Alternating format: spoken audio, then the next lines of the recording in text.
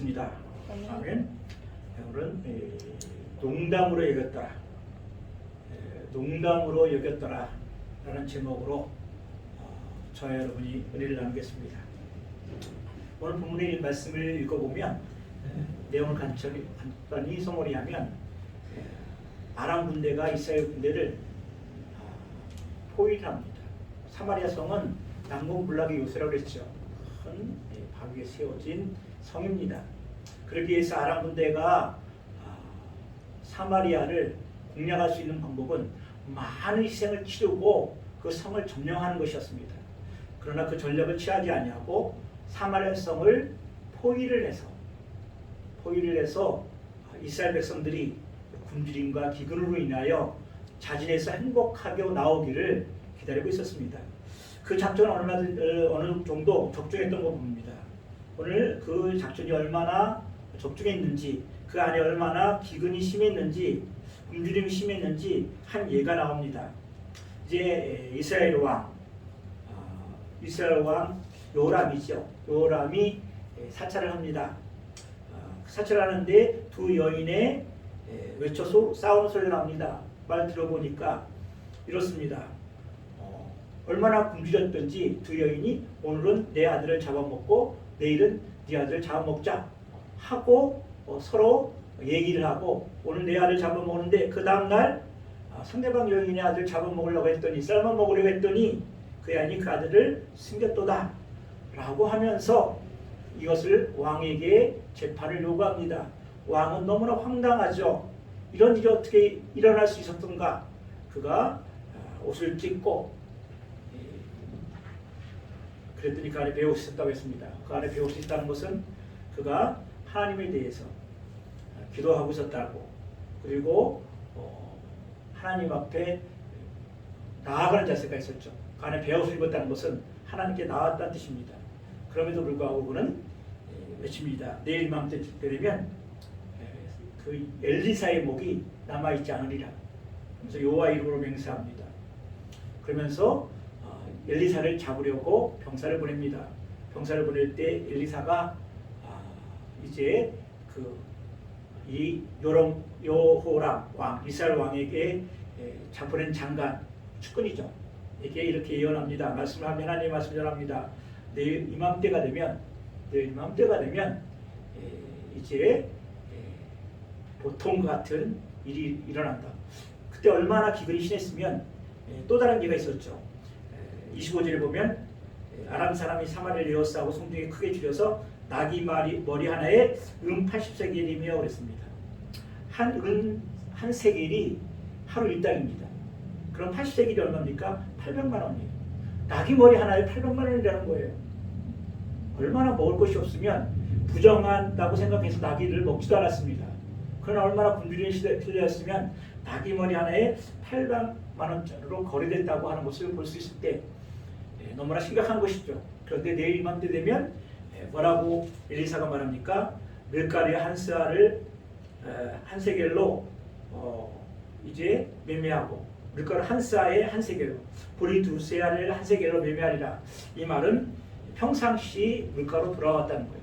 그만큼 많은 식량들 그리고 밀가루 그것이 평상시처럼 공급되어 있다는 거예요. 그런데 그 장관이 뭐라고 합니까? 하루에 창을 낸들 이런 일이 있을 수 있겠습니까? 라고 말합니다. 그때 엘리사가 뭐라고 얘기합니까? 너는 보리라. 그러나 그것을 먹지 못하리라. 그리고 실제로 일어났고, 이제 바로 이 이스라엘 사마리아 성을 포위하고 항복해 오기를 기다리고 있었던 굶주림에 지쳐 이 아람 군대에 하나님께서 소리를 보냅니다. 엄청난 병거 소리, 말소리, 군대가 오는 소리를 보내므로 이들이 두려움에 떱니다. 이것은 분명히 햇사람과 애굽 사람을 이 이스라엘 왕이 도움을 요청해서 이 정도로 보이지도 않는데 이 정도 소리라면 엄청난 군대다. 그렇잖아요. 보이지도 않는데 그 소리가 났다고 하면. 그래서 그들은 두려움에 떨어서 모든 걸 놔두고 도망을 칩니다. 그럴 때 이 문득병자 네 사람이 어차피 여기서 굶어 죽든 적에게 항복해서 죽든 똑같다. 우리가 지금 읽지 않는 부분이죠. 그래서 항복하러 갔는데 아람 군대에게 죽으면 죽으리라. 그들이 죽이면 죽을 것이고 살려주면 감사할 것이고 가는데 아람 진영에 아무도 없어요. 그들이 사마리아 사람들이 굶어 죽을 때까지 항복해 나올 때까지 넉넉한 식량을 가지고 준비를 하고 있으니 얼마나 많겠어요. 그리고 장비들이 얼마나 많겠어요. 그것들을 먹고 마시고 감추고 했습니다. 그런데 이 네 사람이 그랬습니다. 우리가 이것을 우리끼리만 취한다는 것은 하나님 앞에 범죄한 것이다 라고 해서 이제 이스라엘 왕에게 알리니까 이스라엘 왕이 그 장관의 회의를 하고 몰래 탐색해 봤더니 맞더라는 거예요. 그래서 사람들이 너무 굶주렸기 때문에 아래로 몰려나온 바람에 성문에 있는 이 장관이 그 넘쳐나는 풍부한 물자도 식량을 보면서도 사람들에게 밝혀주고요. 자, 오늘 내용을 간단히 서머니하면 그런 내용입니다. 이 내용을 보면서 저는 이렇게 생각을 했어요. 이 이스라엘 왕이 여인에게 말합니다. 20절이죠. 왕이 이르되 여호와께서 너를 돕지 아니하면 내가 무엇으로 너를 도우랴. 이스라엘 성읍으로 지나갈 때 여인이 주여 왕이 오늘 도우소서 얘기하니까 왕이 대답하는 말이 내가 너를 무엇으로 도우랴. 타작마담으로 말미암아 하겠느냐 포도철로 말미암아 하겠느냐. 20절이죠. 이 말은 무엇이냐면 우리에게 포도주도 있고 타작마당도 있는데 곡식이 없으면 포도가 없으면 이 포도틀이 무슨 의미가 있고 타작마당이 무슨 의미가 있느냐는 거예요. 기근이 올 때 우리나라가 지금 중진국의 함정을 벗어났죠. 선진국이 되게 하려면 3만 불 이상이 돼야 돼요. GDP가. 그리고 내수세량이 가량해야 되니까 5천만 이상이 돼야 돼요. 그런데 필리핀이나 태국 같은 경우는 우리나라 60, 70년대, 80년대 우리보다 앞섰어요. 그렇지만 그들은 중진국의 함정을 벗어나지 못해서 계속 중진국이에요. 근데 우리나라만이 선진국으로 진입할 수 있었던 이유는 무엇이냐면 바로 우리가 자원도 없어요. 자본이 얼마나 있겠어요. 외국에 빌려오는 것밖에. 그런다고 석유가 있습니까? 그리고 우리에게 풍부한 강물이 있습니까? 오직 우리 인적 자원밖에 없었죠. 우리들은 열심히 자녀들을 대학 보내고 부모들은 소 팔고 땅 팔아서 대학을 보냈습니다. 선진국에 들어가기 위해서는 반드시 인적 자원이 준비가 돼야 돼요. 인적 자원이 준비가 되고 사회적인 시스템이 형성이 돼야 돼요. 사회적 시스템이 민주화되고 성숙한 시민의식이 없다면 중진국의 선진국으로 못 올라가요. 필리핀이 그렇죠. 기득권 카르텔이 너무 심하다 보니까 그걸 올라갈 수 있는 계기가 없는 거예요. 어느 나라가 좋은 나라입니까? 개천에서 용들이 나는 나라가 좋은 나라예요. 그런 나라가 선진국이 돼요. 개천에서 용들이 날 수 없다고 하는 순간 국민들은 새로운 기득권 세력에 도전하고 새로운 시대를 만들 수가 없어요. 창의력이 발달할 수가 없어요. 아무리 머리 좋은 사람도 개천에서 용들이 나지 않는다면 진출할 수 없지만 우리 세대들 아버지는 어땠습니까? 개천에서 용이 난다. 오직 그것은 교육이라는 것. 교육을 통해서 고가치 자원, 고가치의 잉여 가치를 창출해내야 된다. 지금 우리나라 보세요. K 문화, K 컬처 어디 다원에서 나옵니까? 창의력에서 나옵니다. 우리나라가 지금 선진국에 들어섰다고 하는데 언제든지 선진국의 함정에서 중진국으로 떨어질 수 있어요. 자원도 자본도. 프랑스, 영국, 독일 같은 데는 지금도 아프리카나 중남미에 자기들의 식민지는 아니지만 있어요. 그래서 잉여 가치를 계속 그 자본을 생산해낼 수 있어요. 우리나라는 뭐가 있습니까? 아무것도 없어요. 선진국에 들어섰다고 하지만 선진국의 함정에 빠져서 얼마든지 중진국으로 빠져나갈 수 있는 가망이 얼마든지 있어요. 우리 기도해야 돼요. 왕이 이렇게 말하잖아요. 타작마당으로 말미암겠느냐? 포도철로 많겠느냐? 타작마당이 있으면 뭐합니까? 공장과 기계가 있으면 뭐합니까? 자본이 없고 계속해서 고품격 고가치의 생산 능력을 해결할 수 있는 능력이 없다면 포도주틀이 무슨 공장이에요? 공정이 돌아가지 않는데.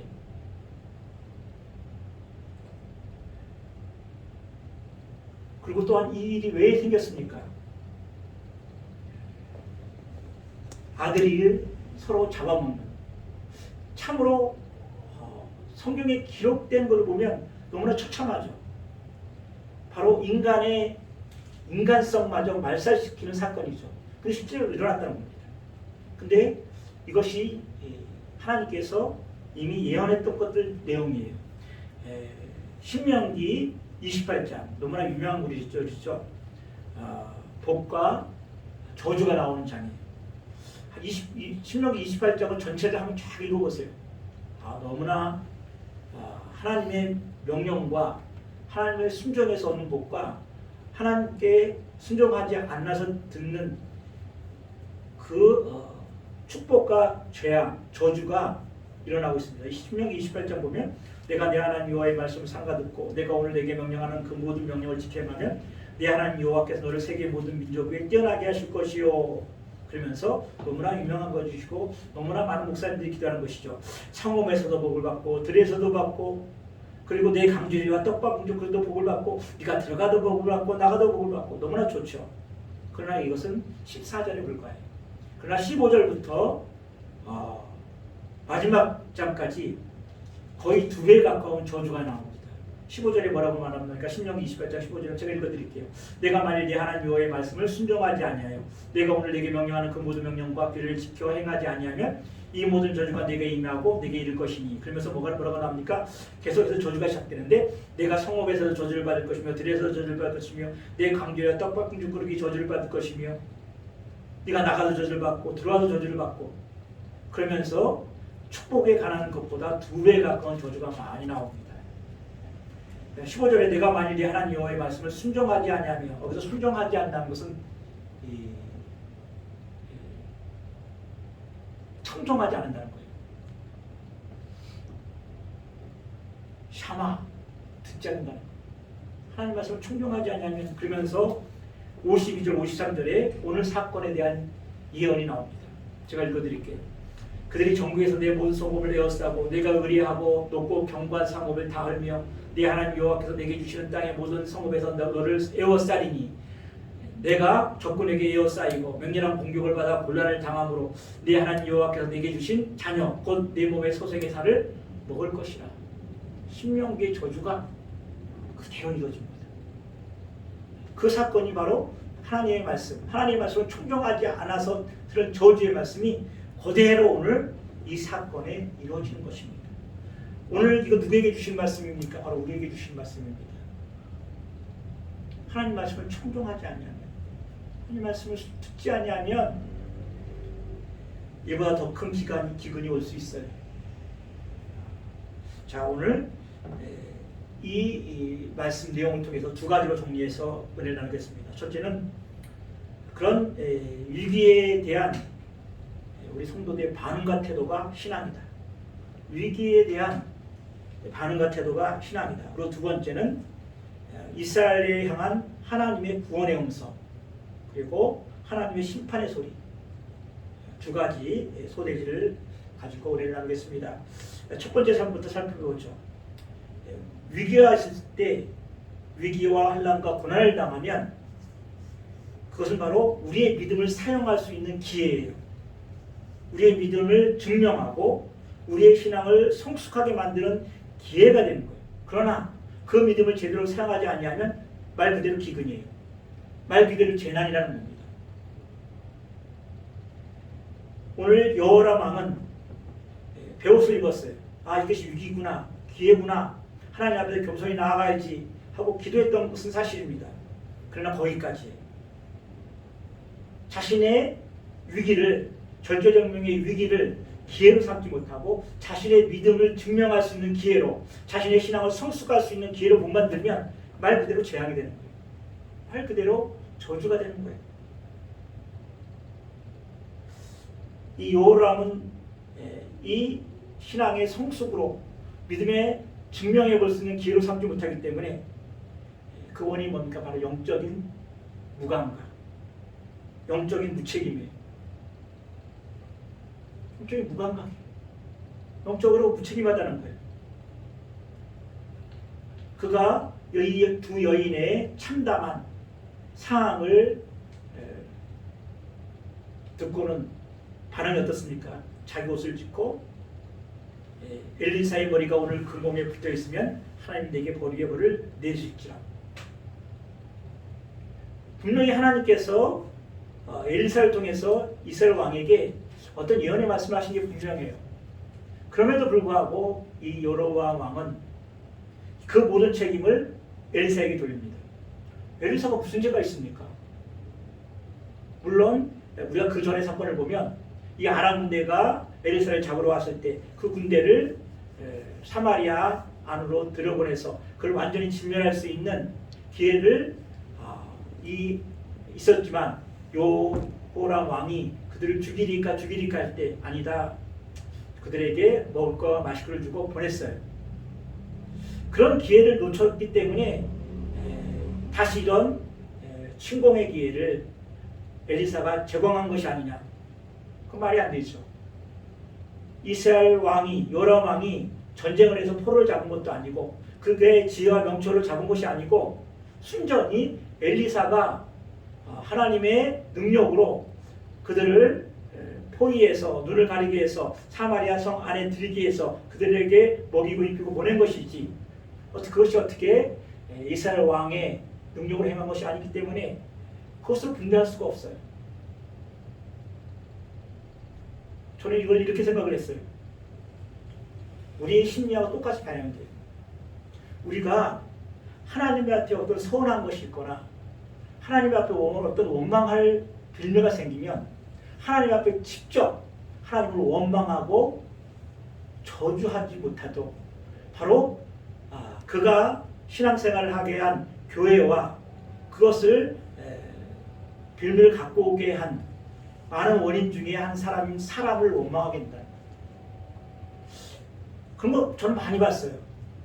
특별히 하나님의 교회를 정하지 아니하고 흘러다니는 교인이 있다 그랬죠. 많이. 말 들어보면 그 안에 분노가 있어요. 반드시 하나님 안이나 교회에 서운한 것들을 있기 때문에 완전히 신앙을 떠나지 못해요. 그런데 그 안에는 하나님에 대한 분노를 교회에 표출해요.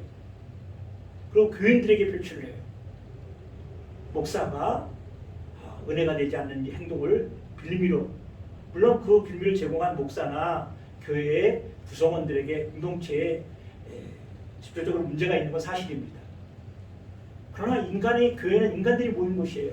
부패한 인간들이 모인 곳이에요. 구원받은 죄인들이 모인 곳이에요. 도덕군자가 모인 곳이 아니에요. 그러다 보니까 많이 있다 보면 인간이 아닌 그 독이 나오게 돼 있어요. 성령이 충만할 때는 은혜가 나오지만 성령이 충만하지 않을 때는 자기 안에 있는 독이 나오게 돼 있어요. 그래서 교회는 매일 말씀으로 은혜를 받고 매일 기도해야 되는 것이 그거예요. 그런데 그러다 보니까 하나님에게 서운한 것들, 하나님 왜 남한테만 이래요? 하나님께 서운하고 원망할 만한 것들, 자신에게 닥쳐오는 모든 위기를 믿음의 성장 기회로 내 믿음을 증명할 수 있는 기회로 삼지 못하면 반드시 하나님 앞에 서운함이 있고 원망하게 돼 있어요. 근데 그 분노를 교회에서 잖아요. 그거 자신을 변호할 거리를 나를 그렇게 교회에서 못 살게 굴더라. 어느 권사가 어느 장로가 어떻게 장로가 그럴 수가 있어? 어떻게 권사가 그렇게 행동한 행위를 할 수 있고 나한테 그럴 수가 있어? 교회에 그리고 그의 구성원들에게 책임을 전가한다는 게 무서운 거예요. 여호람 왕이 그랬죠. 엘리사에게 무슨 책임을 전가할 게 있습니까? 참 리더십은 그 사람들의 말을 처음 보면 알아요. 아담이 하나님 앞에 네가 어떻게 벗고 부끄러워하느냐? 네가 왜 여기 있느냐? 범죄한 아담에게 물으니까 아담이 뭐라고 얘기합니까? 하나님께서 내게 주신 여자, 내 옆에 있게 한 그 여자가 내게 주어 먹었습니다. 이게 남자로서 할 얘기예요. 성경에 만약에는 그런 얘기 없지만 혹 하나님 내가 잘못했습니다.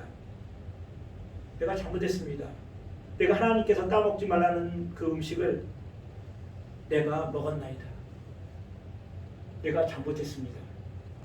그리고 나를 용서하시고 내 아내인 하하를 용서해 주십시오. 그러지 못했다는 거예요. 체감 전가하죠. 하하는 남편을 보고 그래? 또 하하에게 물으니까 하하는 뱀이 그랬다고 유력해서 했다는 거예요. 책임 전가가 있어요. 죄를 질 수 있어요. 죄를 질 수 있고 사람이기 때문에 죄를 질 수 있고 실수할 수 있어요. 그러나 진정 하나님의 사람들은 내가 잘못했습니다. 내가 실수했네요.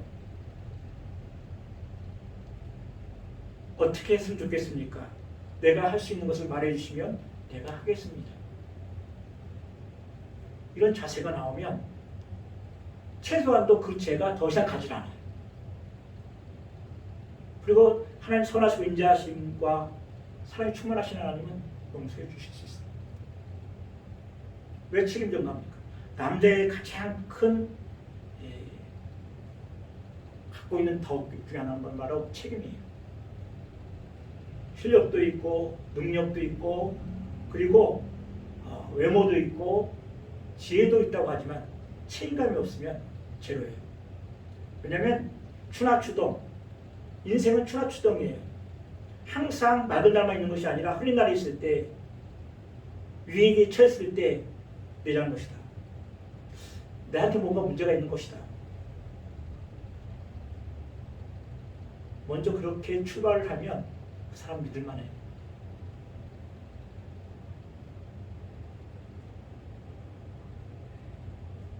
유다가 왜 이스라엘 백성들의 중심지파가 됐습니까? 이제 베냐민을 데리고 요셉에 갑니다. 우리가 이미 이 스토리를 잘 알기 때문에 전체적으로 보면 다 설명하지 않겠습니다. 그랬을 때 요셉은 마지막으로 시험해서 베냐민 그 자루에 은자를 놓고 다시 잡아들입니다. 그때 나선 사람이 누굽니까? 유다입니다. 창세기 읽어보면 이제 길게 나옵니다. 창세기 13장에 보면 길게 나옵니다. 그러면서 계속 요셉을 설득하면서 뭐라고 합니까? 12절에 하나님이 이제 주의 종으로 그 아이를 대신하여 내게 머물게 하라. 베냐민을 보내고, 왜냐하면 이 베냐민과 아버지 야곱과 생명이 이어져 있습니다. 그러니 나를 종으로 여기 남기시고 베냐민을 보내주소서. 그때 요셉은 더 이상 감추지 못하고 울음을 터뜨립니다. 책임을 질 수 있는, 그 전에 형제들은 어떤 형제들이에요? 자기가 아버지에게 사랑을 받으니까 모함해서 저기 꿈꾸는 자가 오는도다 하면서 죽이려 하였고 판 형제들이에요. 근데 그 형제들이 보니까 자기가 사랑하는 아들, 동생 베냐민이 이제 모함을 받아서 감옥에 있게 되는데 형제들이 나서서 이 베냐민은 아버지와 생명이 연관되어 있습니다. 그를 보내주시고 나를 종으로 삼아주소서. 그 책임감을 보니까 요셉이 무너지는 거예요. 그 옛날의 형제들이 아니다. 그 형제들이 아니다. 책임 전가하지 않아요. 두 번째는 이스라엘을 향한 하나님의 구원의 음성, 하나님의 심판의 소리라는 뜻입니다. 하나님께서 엘리사를 통해서 이제 그들을 국민이 여기서 그 심판의 상을 다 정리해 주십니다. 그러면서 엘리사를 통해 뭐라고 얘기합니까? 내일 이맘때가 되면, 내가 이맘때만 되면 고운 밀가루의 한 쌀을 한 세겔로 매매한다. 아마 이때 보통 물가 기준인가 뭐예요? 그렇게 되리나? 그렇게 말씀하셨어요. 그럼 그렇게 되는 거죠. 근데 그게 가능한 겁니까? 불가능한 거예요. 그랬더니 그 장관 한 사람이 뭐라고 얘기합니까? 그때 왕이 그 손에 의지하는 자, 곧 한 장관이 하나님 사람에게 대답하여 이르되 여호와께서 하늘에 창을 내신들 어찌 이런 일이 있으리요? 하나님의 소리. 하나님께서는 하늘 문을 열 때 먼저 하나님의 메시지를 보냅니다. 하나님의 소리를 보내요. 그게 뭐라고 합니까? 그게 복음이에요. 우리 예수님께서 이제 공생애를 시작하실 때 하늘에서 이렇게 소리가 났죠. 비둘기같이 성령이 임하시면서 이런 내 사랑하는 아들이요 내 기뻐하는 자라 하시니라 하면서 열리면서 소리가 납니다. 지금은 그렇게 소리가 날 수도 있죠. 그러나 어떻게 하나님께서 우리에게 하늘문을 여셨다는 것을 알겠습니까? 말씀으로 성령께서 우리 마음에 감동으로 하나님 말씀을 우리에게 들려주시는데 내 육신에 들은 기보다 더 하신이 와요. 그걸 붙잡고 기도하게 해요. 그게 바로 하늘문이 열리는 소리예요. 보세요. 하늘문이 열렸는데 하나님의 음성 외에는 아무것도 없어요.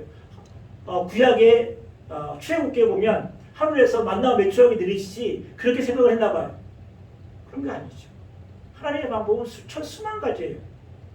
단지 하늘문이 열린다는 것은 하나님의 음성이 말씀을 통해서 성령으로 내 마음에 와닿는 거예요. 그게 믿어지는 거예요.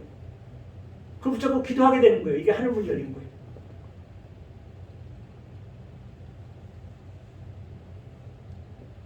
이 측근은, 이 장관은 믿지 못했습니다. 그런데 결국 어떻게 됐죠? 이 성을 둘러싸고 있는 아람 군대들이 하나님께서 보내는 소리, 하나님께서 아무것도 하신 거 아니에요. 그냥 소리 하나를 보내는 거예요. 이스라엘 백성들에게는 구원의 소리요, 대적인 아람 군대에게는 심판의 소리를 보내신 거예요. 지금도 성령께서는 우리에게 우리의 심령 깊은 곳에 성령을 통해서 우리에게 말씀하세요. 그래서 성령을 보혜사 성령이라고 하시죠. 우리를 돕는 분이 있어요. 말하는 탄식으로 우리를 위해 기도도 해주시고 그리고 우리를 도와주시는 분이에요. 병거 소리가 들려옵니다. 아람 군대가 아무리 사방을 둘러봐도 소리가 들려봐도 적이 보이지 않는데 병거 소리가 들리고 말발굽 소리가 들리고 군대 소리가 들려요. 웅성웅성하는 소리가. 사방을 둘러봐도 야, 눈에 보이지도 않는데 이 정도 크게 소리가 들린다는 것은 어마어마한 군대다. 헵 사람이나 그리고 애국 사람들 최강이죠. 사람들이 몰려오는가 보다. 바쁘다. 그래서 그들은 모든 걸 놓고 도망칩니다. 정신없이 도망치다 보니까 그 많은 재산을 놓고 가죠. 소리를 놓고 가죠. 문둥병자가 말합니다. 이제 우리가 성 밖에 있죠. 성 밖에 있는데 성 안에도 먹을 것이 없는데 우리에게 먹을 것이 있으랴. 차라리 아람 군대에 가서 항복하자. 우리가 죽으면 어차피 우리는 죽은 목숨이니까 죽이면 죽인 것이고 우리를 불쌍히 여기면 우리에게 음식이 생기리라, 먹을 것이 생기리라고 갔다 왔더니 다 음식도 많고 여러 가지 그건 뭐하들 있었겠죠. 사람이 없어요. 그래서 실컷 먹고 감추고 했는데 그들이 뭐라고 얘기합니까? 이제 이 아름다운 소식 9절 나를 앉아들 그 친구에게 서로 말하되 우리가 이렇게 해서는 아니 되겠도다. 오늘은 아름다운 소식이 있는 날이거든. 우리가 침묵하고 있도다. 만일 밝은 아침까지 기다리면 벌이 우리에게 미칠지라. 이제 떠나 왕궁에 가서 알리자. 그래서 왕궁에 알립니다. 이 소식을 들은 굶주린 백성들이 몰려오는데 이것을 제재하고 통제하려는 왕의 측근, 하늘의 창을 낸들 이런 일이 있으리라 하는 사람은 보지요. 그러나 발표쳤습니다. 하나님의 음성을 농담으로 여겼던 거예요. 그러니까 생각나네요. 밀란 쿤테라의 농담이라는 책이 있습니다. 참을 수 없는 존재의 가벼움. 너무나 잘 알고 있는 책이죠. 안 읽어봤어도 제목은 들어봤을 거예요. 참을 수 없는 존재의 가벼움. 그 사람을 세계에서 스타로 만든 밀란 쿤테라의 농담입니다. 농담의 내용 중에 다 설명할 수 없고 간단히 이런 겁니다. 1948년 그쯤에 이 체코슬로바키아는 소련식 사회주의가 들어왔습니다. 그렇기 때문에 모든 것들이 사회주의적인 낙관주의에 빠져 있었어요. 그런데 루디비크라고 하는 주인공이 그의 여인이 삼으려고 하는 마르게테라고 하는 이 고지식한 여주인에게 농담 섞인 엽서를 하나 보냅니다. 그 내용이 뭐냐면 낙관주의는 인류의 아편이며 건전한 정치는 어리석음의 악취를 풍긴다. 트로츠키 만세. 그 당시에 소련 사회주의가 들어오면서 낙관주의가 팽배했어요. 새로운 사회주의 건설. 그런데 찬물을 끼얹는 거죠. 그리고 트로츠키는 누구냐면 소련 사회주의에 반대되는, 알고 있죠? 트로츠키. 새로운 사회주의자. 만세라고 하는 거예요. 이 농담 섞인 너무나 뻣뻣하게 경직되어 있는 자신이 애인으로 삼고자 했던 마르케타에게 보낸 한 장의 농담 섞인 엽서가 그 인생을 바꿉니다. 그 인생을 바꿔서 바로 15년 동안이나 탄광에 가죠. 그래서 돌아옵니다. 돌아와서 자신을 파멸시킨 거기에 일익을 담당했던 파멜이라고 하는 사람, 그의 아내 헬레나를 유혹해서 불륜을 저집니다. 왜냐하면 파벨을 파멸시키기 위해서. 그런데 아이러니하게도 파벨은 다른 여자하고 바람나 있었어요. 그래서 자신의 아내가 바람 피는 것에 관심이 없어요. 그럴 때 루도비크가 얼마나 황당했을까요? 저는 이제 작가가 어떤 정신으로 그런 얘기를 했는지 다른 해석을 한번 해봤습니다. 이런 거가 있죠. 인생은 그렇게 젊은 날 불태웠고 밤을 새워 괴로워했고 신중했던 가슴 뛰게 했던 사랑도 돌이켜보면 농담이라는 거예요.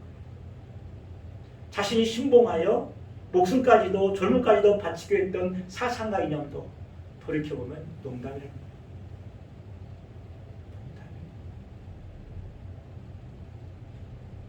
창세기에 보면 그 롯이 이제 아브라함의 조카 롯이죠. 이 소돔과 고모라 땅에 있을 때 천사가 가서 이제 끌어내라. 이 땅을 내가 불로 소멸하리라. 그랬더니 자신의 가족을 다 끄집어냅니다. 그리고 이제 그 사위 되는 사람에게 가자. 이제 가자. 그랬더니 사위가 뭐라고 얘기합니까? 그 사위가 농담으로 얘기했다. 농담으로 얘기했다. 그래서 불과 함께 직면하죠. 오늘 제목이 마찬가지죠. 농담으로 얘기했다. 하나님께서 말씀하시는 것을 농담으로 얘기했다. 천사가 하는 말을, 하나님의 사람 엘리사가 하는 말을 하늘의 창을낸들 어찌 이런 일이 있겠습니까? 농담으로 여겼기에 그는 보아도 취하지 못하고 밟아 주었습니다. 하나님의 천사가 와서 룻에게 그 사이들에게 말씀하는 것들을 농담으로 여겼더라. 그들이 농담으로 여겼을 때 불과 함께 멸망했습니다. 하나님께서는 우리에게 소리를 계속 주십니다. 마음의 소리를 주세요. 마음의 소리를 주시고 성령을 통해서 우리에게, 양심을 통해서 우리에게 하세요. 그래서 제가 늘 강조하는 거 있지 않습니까? 하나님 보시기에 선하고 정직하라. 이것이 하나님 보시기에 선한 것인가? 내 양심의 소리를 들으셔야 됩니다. 성령께서 하나님 앞에 정직하게 쓰라고 말씀하십니다. 그것이 하나님 문이 열리는 소리예요. 그것이 하나님께서 성령을 통해서 말씀을 가지고 우리에게 말씀하실 때, 우리 양심을 통해 말씀하실 때 하늘 문이 열리는구나. 하늘 문이 열리는 거예요. 하늘 문이 열리는 거예요. 이 다병한 자들이 이 아름다운 소식이 있는 날이거늘 복된 소식입니다. 이 소식을 왕에게 전하는 거죠. 이게 복음이에요. 하나님 말씀이 복음인 거예요. 말씀을 정리합니다. 농담으로 얘기했더라. 우리 영광세교에 하늘문이 열린다는 그 증거는 무엇입니까? 손에는 아무것도 보이지 아니하고, 손에는 아무것도 잡히지 아니하고, 눈에는 아무것도 보이지 않을지라도 믿음만을 가지고서 보일 때까지, 손에 잡힐 때까지 전진하라. 조용히 목사님이 늘 하던 말씀이죠. 성경에도 나옵니다. 그런데 왜 그렇게 전진할 수 있습니까? 계속해서 기도할 때마다 하나님의 말씀이 떠오르기 때문에. 여인이 어찌 그 품 안에 있는 자식을 잊겠으며 그 아내를 젖먹인 자녀를 잊겠느냐? 궁리적이지 않겠느냐? 그들이 궁리를 여기지 않을지 알도록 그들이 잊을지라도 나는 너를 잊지 않겠노라. 오랜 약속 때문에 공부하고 피곤할 때 하나님께서 우리 머리를 스치워가며 하는데 말씀이 떠오를 때 그 말씀을 붙잡고 맞다, 하나님께서 우리를 잊지 않는구나. 말씀 통해 말씀하시고 하나님 우리를 절대 잊지 않는다. 그 여인이 그들이 너를 잃을지라도 젖먹이 자식을 잃을지라도 그 품 안의 자식을 잃을지라도 나는 너를 잊지 않겠다. 그 말씀이 탁 들어갈 때 마음이 뜨거워지면서 맞습니다. 하나님 나를 잊지 않겠습니다. 이게 하늘문이 열리는 거예요. 이렇게 하나님께서 말씀하시는 거예요. 이렇게 하나님께서 문을 여시고 이제 사랑을 만들어 주시는 겁니다. 사랑하는 성도 여러분, 위기가 있을 때 분명히 위기는 와요. 어려움이 있을 때 그것을 환난이 왔을 때 이것을 내 믿음을 증명할 수 있는 내 신앙을 고백할 수 있는 기회를 삼으시고 믿음을 성숙할 수 있는 기회로 산다. 그건 기회예요. 그건 하나님의 축복이에요. 그러나 그런 내 믿음을 증명하고 내 신앙 고백을 하고 그리고 눈에 보이지 않고 기회는 들리지 않을지라도 하나님의 말씀을 붙잡고 가겠다고 하는 신앙 고백이 없으면 그냥 재난이에요. 그냥 기근이에요. 하나님의 말씀, 하나님께서 우리 양심을 통해서 말씀을 통해서 오늘도 설교를 통해서 내게 들려주는 말씀이 들리며 삽니다. 기도합시다.